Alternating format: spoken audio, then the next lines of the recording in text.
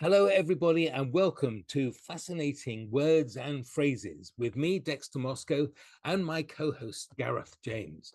And we have been really looking at some of the phrases that we use every day and wondering where do they come from? And it comes up in conversation all the time. So the whole purpose is to really have a deep dive into some of these phrases.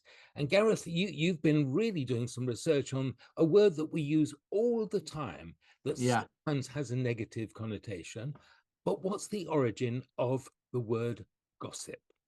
Well, this is good because I like word origins as well as phrases and I find it fascinating how words over time can actually morph from their original meaning into something either negative or positive. At the end of the day, it's just the journey that the word goes on. So I was researching the word gossip because I was having a conversation with somebody and they said, "Oh, they're a terrible gossip," and I thought, where does that come from? Where does gossip come from? Yeah. And because it's kind of just an odd word, it's really weird. So I started researching it, and basically it goes back to Old English, and its actual original term was God sib. So basically it was so God meaning God, and Yes. sib meaning relative, kin, sibling, that kind Uh, of thing. And it okay. referred to the godparent or the sponsor at the baptism. So it was literally a religious thing. So the god sib was the godparent or the sponsor at the baptism. It was somebody close to the family, like we still do today. Mm, Yeah. mm, But then it evolved. And in the Middle Ages, yeah, it began to broaden because what happened was it started to mean like a close friend or a companion. So then it's on a positive spin, oh, it's gossip, oh, it's my friend. And then because women, when a child was born, all the women would gather, and men weren't allowed in those days, all the women would gather. And of course, having a baby isn't like, oh, there it is.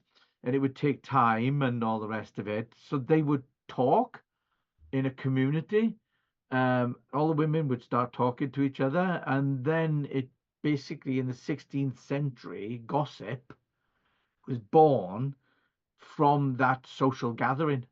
And it then started to mean idle talk or rumors and gossip as we know it today is basically, it's it's means like, oh, there's such a gossip means they're just a chatterbox. They talk about people behind their backs and stuff.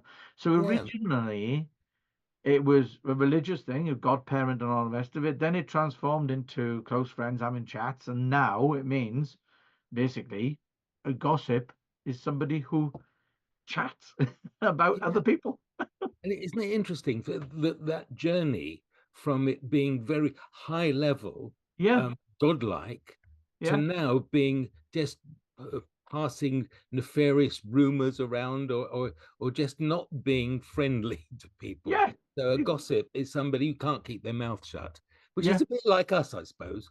It was a bit like us talking about all this, but Yeah.